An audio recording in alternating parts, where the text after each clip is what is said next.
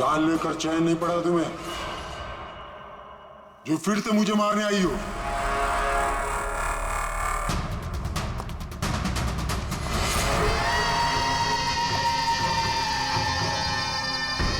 तुम? मैंने तुम्हें सेल्फ डिफेंस में मारा था, और वैसे भी तुम एक मुजरिम हो। क्या मुजरिम के घर परिवार नहीं होते? तुम्हारी वजह से मेरी बेटी अनाथ हो गई, और ये खून देख रही हो, सब तुम्हारी वजह से। आज मैं तुम्हें नहीं छोड़ूंगा। देखो मेरे पास मत आना, मैं मार दूंगा। आज मैं तुम्हें नहीं छोड़ूंगा। मेरे पास मत आना, मैं कहती हूँ मार दूंगी। मैं कहती हूँ मेरे पास मत आना, मार दूंगी। क्या कर रही हो तुम? छोड़ो से। सब आदमी क्या? सर यहाँ पे। सर रोकिए इसे, ये मुझे मारना चाहती है। पहले यहाँ से बाहर निकली, जल्दी आउट ऑफ हियर प्लीज, जल्दी फास्ट।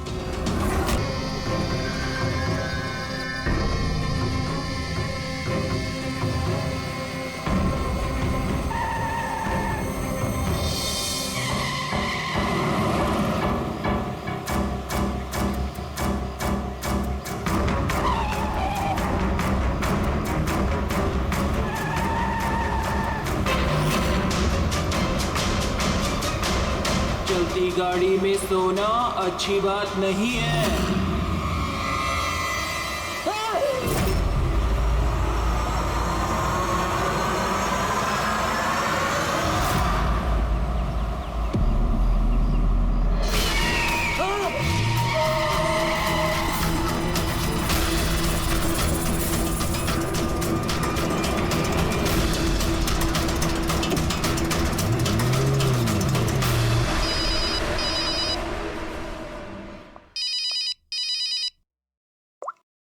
हाँ Vineet. Leela help me, Leela please help me. Leela क्या हो गया विनीत, तुम इतनी टेंशन में क्यों लग रहे हो? लीला ये लोग मुझे मार डालेंगे। लीला कौन मार डालेगा विनीत, तुम किसकी बातें कर रहे हो? लीला आई थिंक मैं लाइफ में कभी तुमसे नहीं मिल पाऊंगा। लीला विनीत बकवास बंद करो। कहाँ पे हो तुम, मुझे अपनी एग्जैक्ट लोकेशन बताओ। मैं सेविस्टन रोड पे हूँ, पुराने पोस्ट ऑफिस के पास। विनीत एक काम करो, तुम वहीं पे रुको, मैं टैक्सी लेके अभी वहीं पे तुम्हें लेने आती हूँ। हेलो लीला। हेलो विनीत, तुम ठीक हो? फोन को भी हेलो लीला। ये फोन को भी अभी कटना था।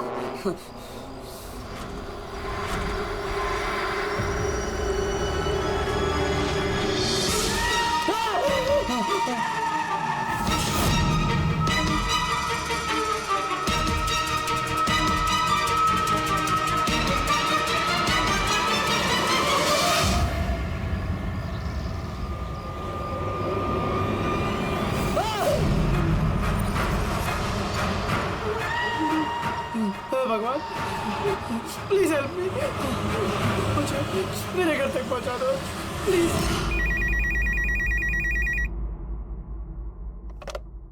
Hello CID bureau. Hello ma'am, ma'am please मेरी मदद कीजिए। मैम मेरे पति इस वक्त बहुत बड़ी मुसीबत में है। क्या सब क्या हुआ आपके पति को? मैम उनकी जान खतरे में है, कोई उन्हें मारना चाहता है। मैम प्लीज उन्हें बचा लीजिए प्लीज। क्या वो इस वक्त आपके साथ है? नहीं मैम, मैम वो इस वक्त अपनी गाड़ी में है। वो सेबेस्टियन रोड के पास जो पुराना वाला पोस्ट ऑफिस है वहाँ पे। अच्छा सुनिए मैम, देखिए हमारे 2 ऑफिसर्स उसी एरिया में हैं। आप हमें आपकी गाड़ी का डिटेल दीजिए। वाइट बैक्स्टर है और गाड़ी का नंबर है 2536। मैम आप उन्हें बचा तो लेंगे ना? आप फिक्र मत कीजिए, आपके पति को कुछ नहीं होगा।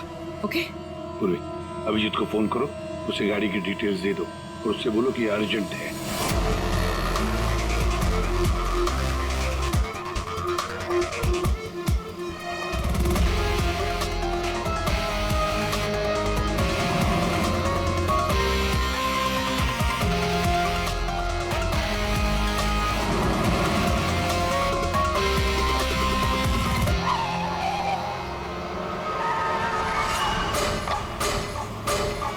या यही नंबर है। ये गाड़ी ऐसे क्यों चला रहा है? ये तो एक्सीडेंट कर देगा।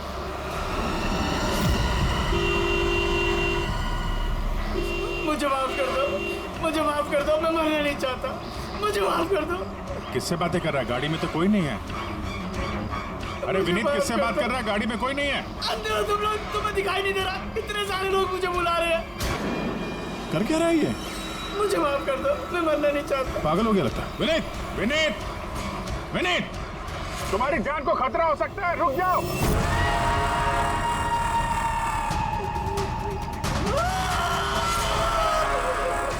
अंकल मेरे साथ खेलो ना, बहुत मजा आएगा। विनीत गाड़ी रोको, साइड में लगाओ।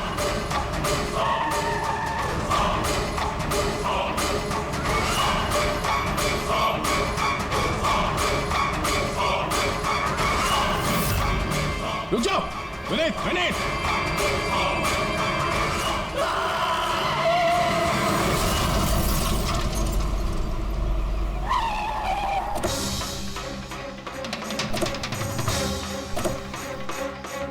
विनीत?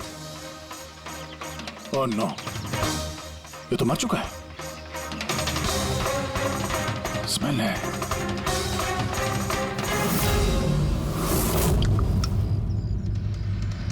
शराब।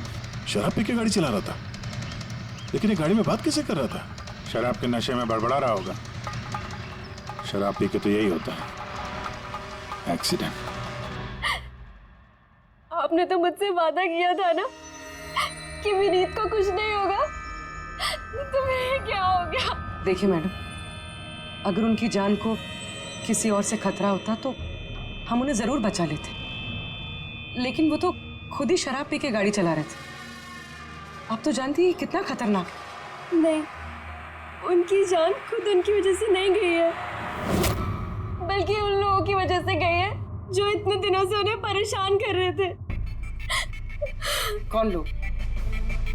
सुबह शाम सोते जागते हर वक्त वो उन्हें सताते रहते थे। वो इतना ज्यादा परेशान हो गए थे कि उन्होंने अपने बिजनेस पे भी पूरी तरह से ध्यान देना बंद कर दिया था। किन लोगों की बात कर रही हैं आप? जरा साफ साफ बताइए। मैम, विनीत की मौत हमारे सामने हुई थी और उस वक्त कार में उसके अलावा और कोई भी नहीं था, तो उसकी मौत का दोष आप किसी और को कैसे दे सकती हैं? क्योंकि उनका खून हुआ है। मर्डर है ये, मर्डर। मर्डर हुआ है? आप जानती है किसने किया ये? आत्माओं ने। भले ही आप लोगों ने वो आत्माएं नहीं देखी होगी, लेकिन विनीत उन्हें साफ साफ देख सकते थे। सीआईडी आत्माओं को नहीं मानती। आप ही मानते सर। अगर आपने वो 2 हफ्ते पहले वाला नजारा देखा होता। लीला उठो, उठो लीला, लीला उठो। विनीत, विनीत,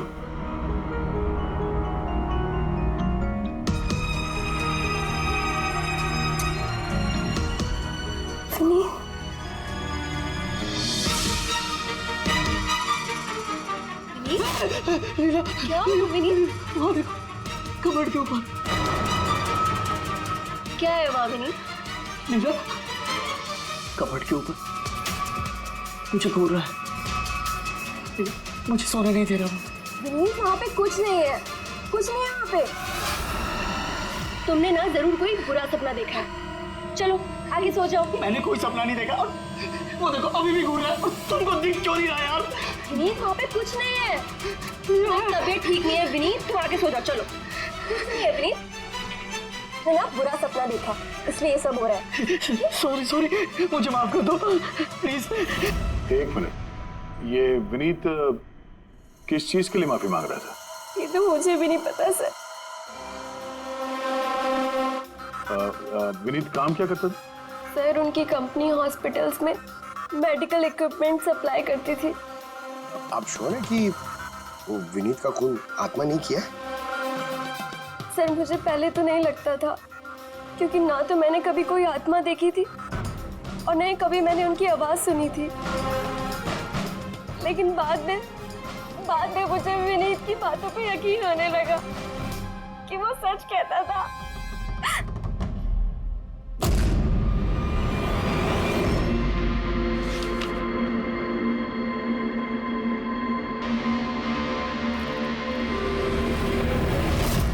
हाँ बॉस, इसकी मौत की एक ही वजह नजर आ रही है, इसके सर पर लगी हुई है चोट, जो इसे एक्सीडेंट के दौरान लगी।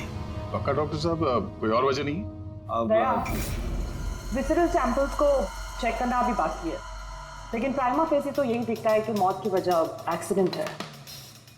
तो बस इसके खून में हमें अल्कोहल की बहुत ज्यादा मात्रा मिली, तो मुझे लगता है उसी की वजह से इसे हेलुसिनेशन होने लगे और इसने टक्कर मार दी। मतलब ये खून का मामला नहीं है। हम फ्यूनरल के लिए बॉडी को लौटा सकते हैं। अगर कुछ डाउट हुआ तो विसरल सैंपल से पता लग जाएगा।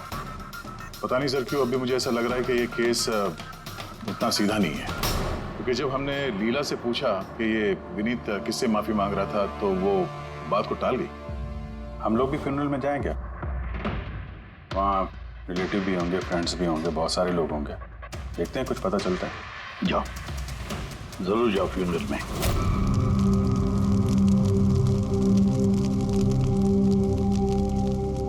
अच्छा हुआ मर गया, ऐसे गलत लोगों के साथ ऐसा ही होना चाहिए। तुमने बिल्कुल ठीक कहा, इसकी मौत इससे बदतर होनी चाहिए थी। बस अब उस दिन का इंतजार है जब उन दोनों की भी चिता जलते हो देखूंगा। उस दिन तुम सबको बहुत बड़ी पार्टी दूंगा मैं। क्या प्रॉब्लम क्या तुम्हारी? हाँ, यहाँ पर एक आदमी की चिता जल रही है, शौक मनाने के बजाय जश्न मनाने की बात करो तुम लोग। क्यों ना मनाऊं जश्न? अरे असली जश्न तो उस दिन मनेगा जिस दिन ये दोनों भी अग्नि की भेंट चढ़ेंगे। वो दोनों अग्नि की भेंट चढ़े या ना चढ़े, तुम सीआईडी के हत्थे जरूर चढ़ोगे। सर अगर आप लोग सीआईडी से हैं तो आपको मुजरिमों का साथ देने के बजाय हम लोगों को इंसाफ दिलाना चाहिए सर। एक मिनट, कहना क्या चाहते हो? पूरी बात बताओ। सर मेरा नाम रोहित है और मेरे पिताजी पर्पल हॉस्पिटल में एडमिट थे। डॉक्टर सर वो वेंटिलेटर पे। डॉक्टर, नर्स डॉक्टर का रिलैक्स। मेरे पिताजी मर रहे हैं वहाँ पे, प्लीज डॉक्टर को बुलाइए प्लीज। क्या हुआ? क्यों शोर मचा रहे हो? शोर न मचाऊं तो क्या करूं? मेरे पिताजी मर रहे हैं वहाँ पर और आपके साथ यहाँ बैठकर मक्खियाँ मार रहे हैं। आप शांत हो जाइए प्लीज, आप जाइए पेशेंट के पास, हम आते हैं। मैम प्लीज जल्दी कीजिए प्लीज। हाँ गजब हो गया, सारे के सारे वेंटिलेटर्स एक एक करके बंद हो रहे हैं। यस मैम, हमारे 2 इंटर्न्स मैनुअली ऑक्सीजन दे रहे हैं कुछ पेशेंट्स को। मैम हर पेशेंट के साथ ऐसा नहीं हो सकता, अगर वेंटिलेटर्स ठीक नहीं हुआ तो पेशेंट मर जाएंगे। धीरे बोलो। अरे ये हॉस्पिटल के रेपुटेशन का सवाल है, अगर मरीजों के घर वालों को पता चल गया है ना फिर बवाल हो जाएगा। डॉक्टर आप प्लीज 2 मिनट का वक्त दीजिए, हम सोल्यूशन। मैम एक एक करके सारे वेंटिलेटर्स बंद हो रहे हैं। बाकी के वार्ड्स में चेक करो। Okay ma'am. अरे वो सप्लाई विनीत को फोन करो ना, वो ही अभी कुछ कर सकता है। बस टेंशन लेने की जरूरत। डॉक्टर महक हुआ क्या है ये सर? वेंटिलेटर बंद हो रहे हैं सारे। आप प्लीज शांत रहिए, मैं बात करती हूँ ना। सर एक एक करके सारे वेंटिलेटर्स बंद हो गए। क्या ऐसे कैसे हो सकता है? तो किसी हॉस्पिटल में फोन करो ना, वहां से मंगवाओ। अरे राजा फोन लगाओ और मैं एक काम करो, टेक्नीशियन जो यहाँ पर है उसको बुलाओ। राजा क्या हो गया तुम्हें? तुम्हें सुनाई नहीं देता सर क्या आप कह रहे हैं? आप लोग क्या डिस्कशन में टाइम वेस्ट कर रहे हैं? मेरे पिताजी मर जाएंगे वहाँ पर। प्लीज जल्दी आइए प्लीज। बस आते ही हैं please. Ma'am very bad news, 2 patients की जान चली गई है, 5 पेशेंट्स बहुत क्रिटिकल कंडीशन में हैं। सर अगर आज हम लोगों का परिवार हमारे साथ नहीं है तो उसके जिम्मेदार सिर्फ और सिर्फ ये 3 लोग हैं, विनीत, महक और राजा। ये विनीत तो इक्विपमेंट सप्लाई करता था ना? जी सर। और ये महक राजा? सर जिस दिन ये हादसा हुआ उस दिन महक डॉक्टर इंचार्ज थी और राजा हॉस्पिटल का एडमिन संभालता था। ये सिर्फ राजा और महक आए हॉस्पिटल से या और लोग भी आए वहाँ के? आए ना सर, वो हेड नर्स परिणीता, वो शेखर जो कि मेंटेनेंस में है, और वो डॉक्टर केदार इस हॉस्पिटल के मालिक।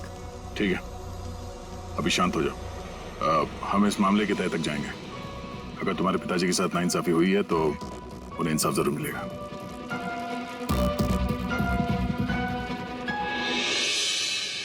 समझ में आया कि ये विनीत माफी क्यों मांग रहा था। मुझे माफ कर दो, मैं मरना नहीं चाहता, मुझे माफ कर दो।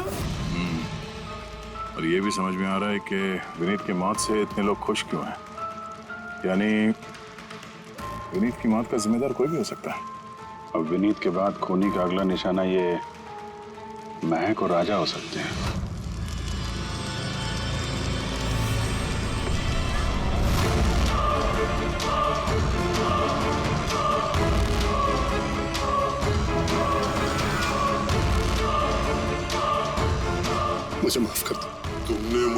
क्यों मरने दिया? मेरा पीछा मत करो।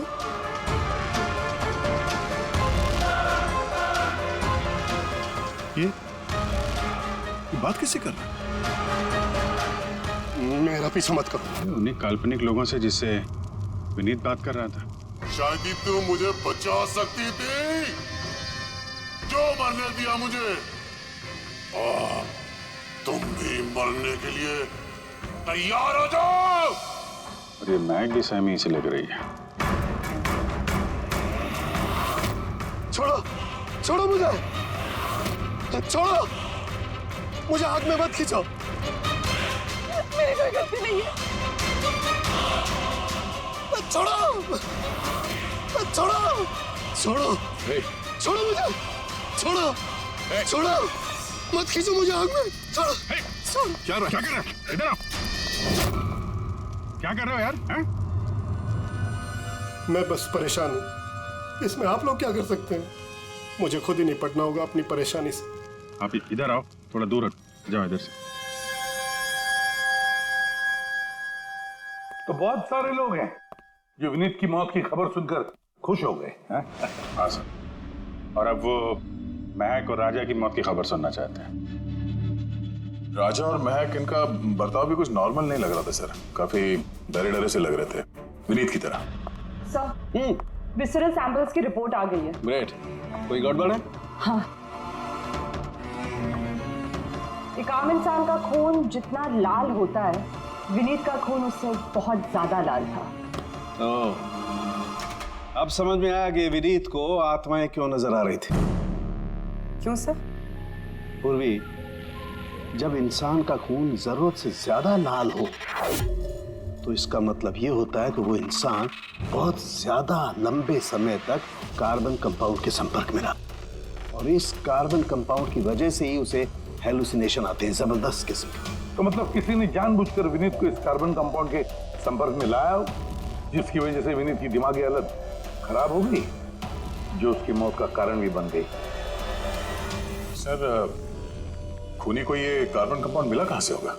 हमारे आसपास हर जगह कार्बन कंपाउंड फैला हुआ है। मॉडर्न जिंदगी में हम जितनी भी मशीनों का इस्तेमाल करते हैं, वो सब की सब, लगभग सब की सब कार्बन कंपाउंड निकालती हैं। हाँ, कोई भी मशीनों के साथ छेड़खानी करके ऐसी साजिश कर सकता है। तो कार में बैठने के ठीक पहले विनीत ऐसे किसी केमिकल के संपर्क में आया होगा, इसकी वजह से उसे ये हेलुसिनेशन वगैरह हो रहे थे। बिल्कुल बॉस, गाड़ी के एग्जॉस्ट सिस्टम को चेक करना चाहिए। गड़बड़ वहीं हुई है।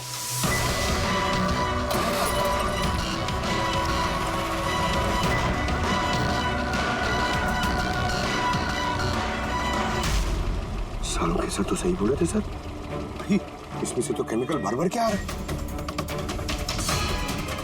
एक बात तो पक्की है पंकज, आत्मा कोई नहीं थी। हाँ सर, इसका मतलब अब खूनी के निशाने पे दो लोग हैं, राजा और महक।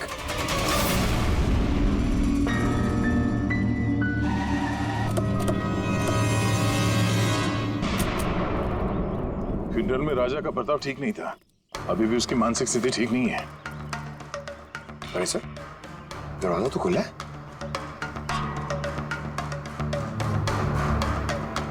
ये खूनी राजा तक पहुंच तो नहीं गया? ये क्या माहौल है? कैंडल्स,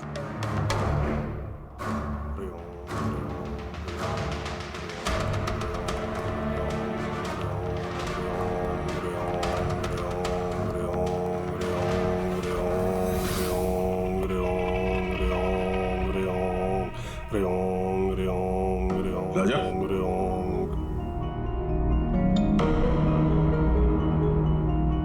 आप ठीक हो? कौन है आप लोग? सीआईडी। विनीत के अंतिम संस्कार में मिले थे हम लोग। दिमाग में कूदने वाले थे, हमने तुम्हें रोका था, भूल गए? अब आप लोगों को मुझे रोकने या बचाने की जरूरत नहीं पड़ेगी। जब तक विनीत का खूनी पकड़ा नहीं जाता, तुम्हारी जान को भी खतरा है। अच्छा, सच सच बताना, उन 12 मरीजों की मौत क्या तुम्हारी लापरवाही की वजह से गई थी? खबरदार जो मुझ पर ऐसा गंदा और झूठा इल्जाम लगाया था। मैं निर्दोष हूं और कोई नहीं मरा मेरी वजह से। शांत शांत। राजा बड़ी मुश्किल से शांत हुआ है, गुस्सा मत दिलाइए। आपकी तारीफ? श्लोक नाम है मेरा। मैं राजा की इस बुरे वक्त से बाहर निकलने में मदद कर रहा हूँ। ओह, तो आप साइकियाट्रिस्ट हैं? साइकियाट्रिस्ट नहीं, साइकिक, मीडियम। इस दुनिया और दूसरी दुनिया के बीच एक पुल समझ लो। दूसरी दुनिया? दूसरी कौन सी दुनिया? वही आत्माओं वाली दुनिया। वैसे हम भी एक पुल है, मुजरिमों की दुनिया से लेके जेल के अंदर सलाखों के पीछे तक पहुंचाने का पुल। पर सर, आप मुझे सलाखों के पीछे क्यों डालना चाह रहे हैं? मैं तो राजा की आत्माओं से बचाने में मदद कर रहा हूँ। राजा को आत्माओं से नहीं, केमिकल पॉइजनिंग से बचाने की जरूरत है। और बंद करो अपना ये ढोंग, समझे? सर, वो कहाँ इशारा करे? उस बूढ़े आदमी की तरफ जो एसी के पास खड़ा हुआ है। किसकी बात कर रहे हैं? मुझे तो कोई भी नहीं दिख रहा। मुझे भी नहीं दिख रहा है। मानो या ना मानो, इस कमरे के अंदर कोई शक्तिशाली आत्मा है जो राजा को नुकसान पहुंचाना चाहती है। अभी पता चल जाएगा।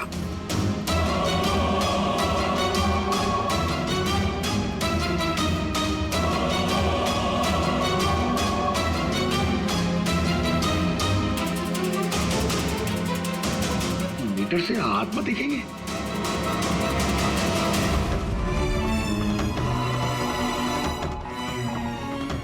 देखा, वो आत्मा एसी के पास ही है। मेरी ईएमएफ मशीन झूठ नहीं बोल सकती।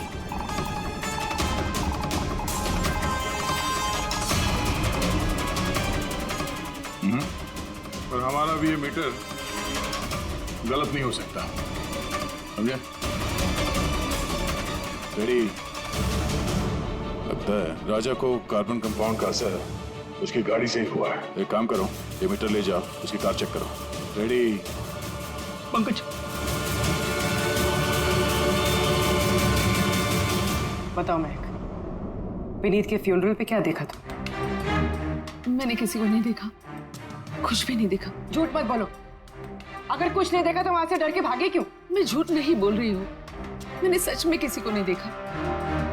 अच्छा, अस्पताल में जो 12 मौतें हुई थी, क्या वो तुम्हारी लापरवाही की वजह से हुई थी? मेरी लापरवाही की वजह से? देखिए, मुझसे जो कुछ बन पड़ता है मैंने सब कुछ किया। मैंने डॉक्टर केदार से भी बात की, लेकिन उन्होंने कुछ एक्शन लिया ही नहीं, तो मैं और क्या करती? अच्छा, तो फिर इसमें डॉक्टर केदार की गलती है? उनसे भी ज्यादा गलती है उस राजा की।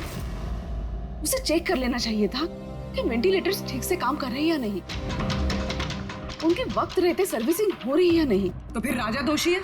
राजा और विनीत दोनों। विनीत को भी हमें वेंटिलेटर सप्लाई करने से पहले देख लेना चाहिए था कि वो कहीं खराब तो नहीं है। आखिर कितनी जानें टिकी थी उस वेंटिलेटर्स पे? लगता है राजा और विनीत के लिए तुम्हारे अंदर काफी कड़वाहट है। विनीत की मौत से तो बहुत खुश होगी तुम। ये कैसी बातें कर रही है आप? बिल्कुल भी नहीं। मैं एक डॉक्टर हूँ और मेरा काम पेशेंट्स की जान बचाना है। किसी की मौत से मैं कैसे खुश हो सकती हूँ?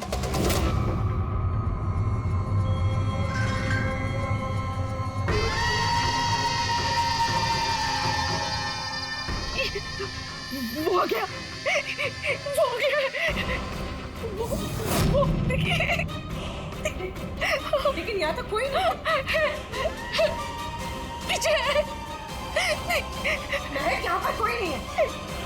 देखो, तुम घबराओ मत। जब तक मैं हूं तुम्हें कुछ नहीं होगा।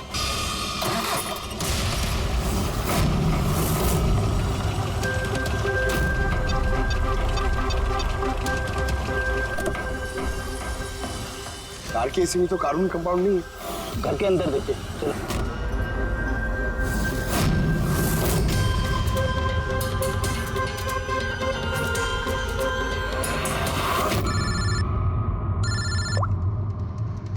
हाँ पूर्वी, महक के घर पे कोई केमिकल नहीं मिला? ठीक है, जब तक वो खूनी पकड़ा नहीं जाता तुम उसके साथ ही रहो, ठीक है? सर, हाँ, कार्बन कंपाउंड यहाँ पे भी नहीं है। कहीं कोई केमिकल नहीं मिलेगा। विज्ञान की दुनिया और केमिकल की दुनिया के अलावा भी कोई दूसरी दुनिया है, मानो या ना मानो। चुप, वो बंद। और जब तक बोलने को नहीं कहा जाए मुंह खोलना नहीं। राजा जी, आपको डरने की कोई जरूरत नहीं है। हम लोग हैं यहाँ पर, जब तक वो खूनी पकड़ा नहीं जाता सीआईडी आपके साथ ही रहेगी। मुझे सीआईडी की जरूरत नहीं है, ये है ना मेरी सुरक्षा करने के लिए। यार ये कैसे हो सकता है? ना राजा के घर में केमिकल मिला, ना महक के घर में केमिकल मिला, कैसे हो सकता है? सर, हमने राजा के घर को अच्छी तरह से चेक किया, एक एक कोना देखा, गाड़ी भी चेक की, कहीं कुछ नहीं मिला। हाँ मगर दया, अगर कोई केमिकल का इस्तेमाल ही नहीं हुआ है तो फिर राजा और महक को हेलुसिनेशन हुए कैसे? कोई तो वजह होनी चाहिए। और सर, जिस तरीके से विनीत के कार के एसी में केमिकल का इस्तेमाल किया गया है, ये किसी नौसिखिया का काम नहीं लगता है, तो कोई एक्सपर्ट। एक काम करते हैं, मरने वालों के घरों में देखो, शायद कोई ऐसा आदमी हो जो केमिकल्स के बारे में अच्छी जानकारी रखता हो, कोई केमिकल्स में एक्सपर्ट। और हाँ, हॉस्पिटल के उस स्टाफ को बुलाओ, चीफ नर्स जो है ना, हेड नर्स परिणीता, फिर हेड टेक्नीशियन शेखर और मालिक केदार, तीनों को बुलाओ। सब देखते हैं।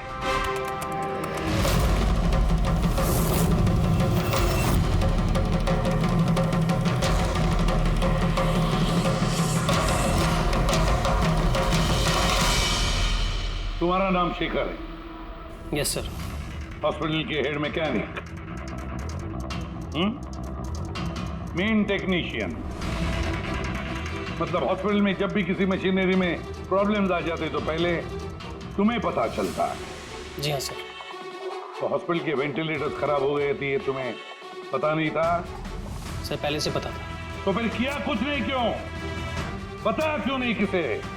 हाँ सर, इसमें मेरी कोई गलती नहीं है। तो फिर किसकी गलती? सर, मैंने महक को पहले से ही बता दिया था वेंटिलेटर्स के बारे में कि वेंटिलेटर्स में प्रॉब्लम हो रही है और वो कभी भी खराब हो सकती है। तो ये वेंटिलेटर्स बंद होने से पहले तुमने बताया था?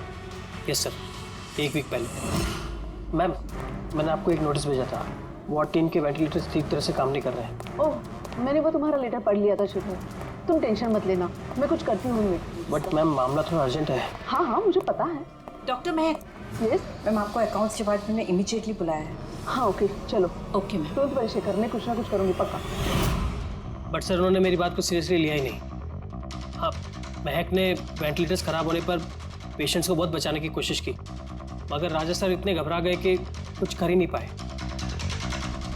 शेखर जी, तुम कितना सच बोल रहे हो, कितना झूठ, ये तो हम पता लगा ही लेंगे। सर, महक की कोई गलती नहीं है, उसने मुझे वेंटिलेटर्स खराब होने के बारे में पहले ही बता दिया था। लेकिन आपने क्या किया? सर, मैंने हॉस्पिटल के एडमिन हेड को बता दिया था, राजा को, क्योंकि हॉस्पिटल के जितने भी ये मशीनरी है उनकी देखरेख की जिम्मेदारी एडमिन हेड की होती है सर। तो आपने एडमिनिस्ट्रेटिव हेड राजा को बता दिया और आपकी जिम्मेदारी खत्म हो गई। आप मालिक है ना इस हॉस्पिटल के, तो जिम्मेदारी खत्म कैसे होती है आपकी? सर, मैंने अपनी जिम्मेदारी निभाई, तभी तो मैं खुद गया राजा के केबिन में। राजा। जी सर। ये सब क्या कर रहे हो? अरे ये सब जरूरी नहीं है, इतने सारे मरीजों की सांसें वेंटिलेटर के भरोसे चल रही हैं, तुम यहाँ बैठे हो, अरे कुछ करो ना। जी सर, मैं अभी सप्लायर से बात करके वेंटिलेटर बदलवा देता हूँ। प्लीज प्लीज जल्दी करो। जी सर, मुझे समझ में नहीं आ रहा कि उन्होंने वेंटिलेटर्स बदलवाए क्यों नहीं। मैं हैरान हूँ सर, कोई भी केदार जी पे उंगली उठा नहीं रहा। हर कोई राजा, विनीत और महक के पीछे पड़ा हुआ है। वही तो, हॉस्पिटल के मालिक है ना केदार जी, तो पूरी की पूरी जिम्मेदारी भी केदार जी तुम्हारी है। लेकिन सर, अब मैं खुद जाके तो रिपेयर नहीं कर सकता ना वेंटिलेटर्स। सर, मेरा काम है कि कंसर्न डिपार्टमेंट को इन्फॉर्म करना, और सर वो मैंने कर दिया। बल्कि मैंने विनीत से खुद बात करी, मैंने उससे कहा कि अगर ये रिपेयर हो सकते हैं तो रिपेयर करे, वरना इनको चेंज कर दे, और उसने कोई एक्शन ही नहीं लिया। उसने कोई एक्शन नहीं लिया, उसने कोई एक्शन नहीं लिया। आपने क्या एक्शन लिया? और नाम भी ले रहे हो तो विनीत का जो मर चुका है, या राजा का जो जवाब देने की हालत में नहीं। सर, जो सच था वो मैंने आपको बता दिया, अब मानना ना मानना सर आपके हाथ में है। परिणीता। जी सर। हॉस्पिटल की हेड नर्स, तो तुम हॉस्पिटल के बारे में सब कुछ जानती होंगी। जी सर। तो फिर अब सच सच बताओ, ये जो कुछ भी हुआ है किसकी लापरवाही से हुआ? बताओ जल्दी। हाँ सर, बताती हूँ।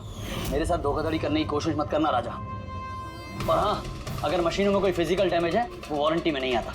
अगर तुमको नए वेंटिलेटर चाहिए तो पूरी कॉस्ट पे करनी होगी, समझा? मैंने तुमसे घटिया इंसान आज तक अपनी जिंदगी में नहीं देखा। अब ना तो हमारा हॉस्पिटल तुमसे कोई सामान लेगा और ना ही शहर का कोई दूसरा हॉस्पिटल। सुनो, ये धमकी किसी और को देना। जानता नहीं तुझे मैं कौन हूँ। जो करना है कर ले।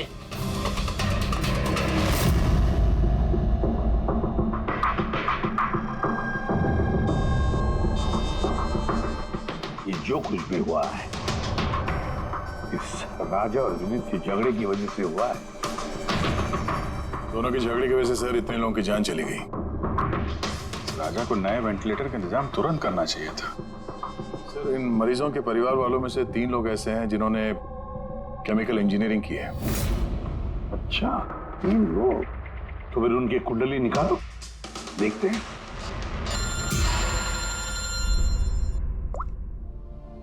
हेलो, कैसे भी प्रद्युमन?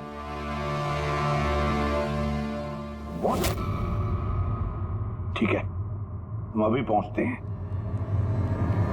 क्या सर? राजा की मौत हो गई।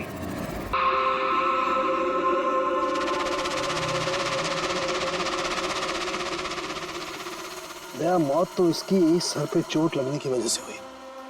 लगता है छत से कूद गया ये।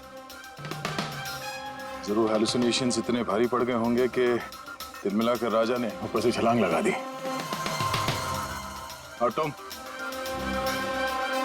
ख्याल रखने वाले थे ना इसका? ये ख्याल रखा तुम? हाँ? सर, राजा तो एकदम शांत तरीके से हो गया था। मुझे क्या पता था कि अचानक उठ जाएगा और खुदकुशी कर लेगा। जिस वक्त ये सब हुआ तुम कहाँ थे? हाँ? सर, मैं दूसरे कमरे में सो रहा था। तभी मुझे राजा के जोर जोर से चीखने की आवाज सुनाई दी। मुझे इन आत्माओं को नहीं झेलना, मुझे इसे निजात चाहिए, आजादी चाहिए।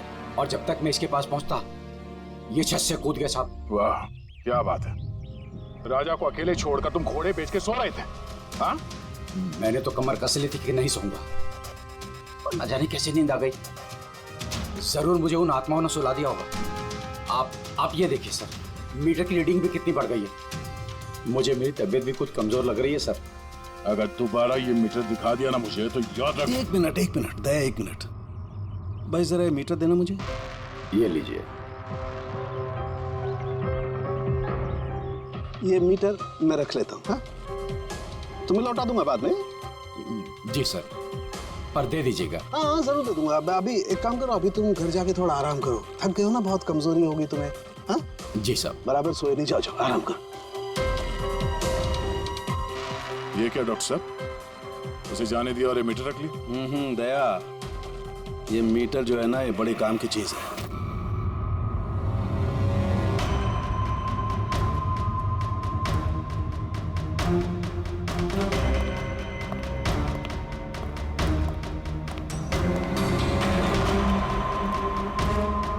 इस रूम में चेक करता हूं। हाँ सर। नहीं, ऊपर चलते हैं।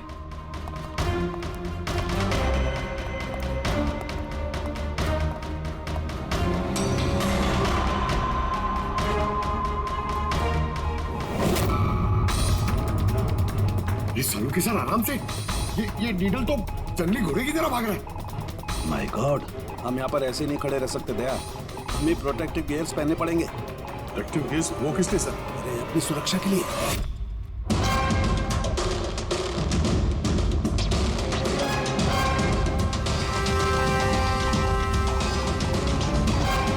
ये देखो, सबसे ज्यादा मीटर रीडिंग यहीं पर है, इस एसी के नीचे। मतलब सर वो पंकज, खबरदार जो आत्मा का नाम भी लिया तो। सर, ये मीटर किस तरह इशारा कर रहा है? बताता हूँ। बाहर चलो।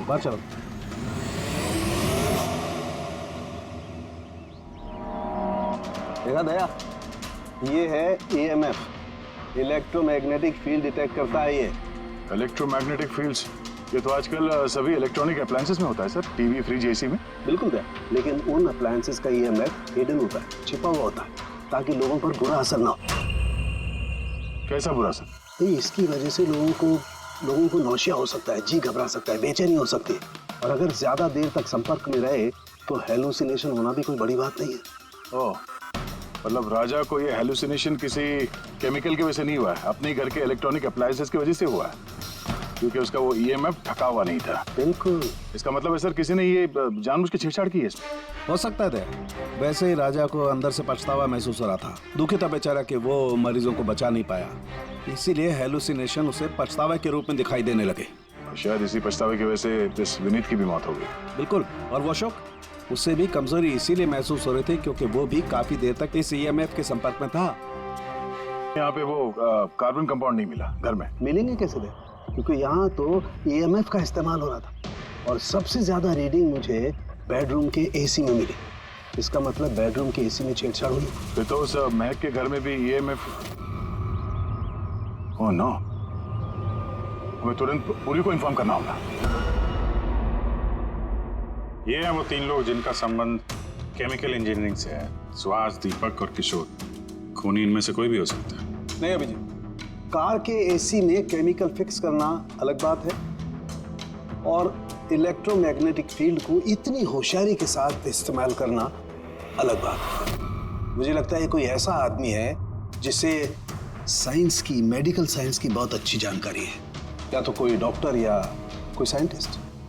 जिसने भी किया उसने पूरा बंदोबस्त किया था इस इलेक्ट्रोमैग्नेटिक फील्ड का, कि ये महक और राजा दोनों कायम के लिए उस ईएमएफ के असर में रहे हैं। हो सकता है जब ये दोनों हॉस्पिटल में अपना काम कर रहे थे तब भी ये ईएमएफ वहां पर प्रेजेंट था। तो फिर सर शायद हॉस्पिटल के किसी मशीन के साथ भी छेड़छाड़ की गई होगी। बिल्कुल दया, बिल्कुल। और ये करने वाला वही है, हॉस्पिटल का अंदर वाला। तो ये वो जगह है जहाँ पे महक और राजा बैठा करते थे। जी हाँ। और कौन कौन आ जा सकता था इस कमरे में? सर सिर्फ स्टाफ वालों को अंदर जाने की परमिशन थी, वो भी अगर कोई काम हो तो। मतलब बाहर का कोई आदमी यहाँ नहीं आ सकता? नहीं सर, यहाँ तक कि मरीजों को भी अंदर जाने की इजाजत नहीं थी। इसका मतलब तो ये हुआ कि स्टाफ का कोई है, मतलब आप में से कोई एक खूनी है। ये आप कैसे कह सकते? ये हम नहीं कह रहे हैं, ये ईएमएफ मशीन कह रही है जिसने हमें सब कुछ बता दिया है। और इस ईएमएफ मशीन के हिसाब से इस एसी के साथ छेड़छाड़ की गई थी। इसका मतलब है राजा और महक को मारने की कोशिश की गई थी, मगर बेचारा राजा मारा गया। एसी के साथ छेड़छाड़? क्या कह रहे हैं आप लोग? हमें तो कुछ समझ में नहीं आ रहा। ये बात इस कमरे में मौजूद वही इंसान समझ सकता है जो खुद खूनी है। और वो आज यहाँ एक प्रोटेक्टिव गियर पहन के आया है ताकि इलेक्ट्रोमैग्नेटिक फ्रीक्वेंसी से उसे कोई नुकसान ना हो। क्यों? कौन है वो?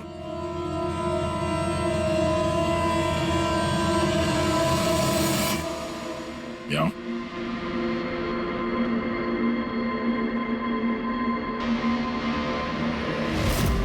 फैशन सेंस तो बहुत अच्छा है तुम्हारा शेखर। कपड़े के अंदर ये सुरक्षा कवच।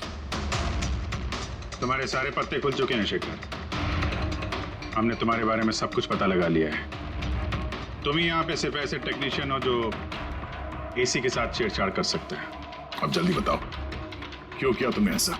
हाँ, मैंने किया ये सब। और क्या गलत किया अगर मैंने महक, विनीत और राजा पे इल्जाम लगाया तो? इन लोगों की वजह से 12 मरीजों की मौत हुई जो मुझसे देखा नहीं गया। अब मैंने सोचा कि इन लोगों को भी वैसी ही मौत मिलनी चाहिए जैसे उन 12 मरीजों को मिली।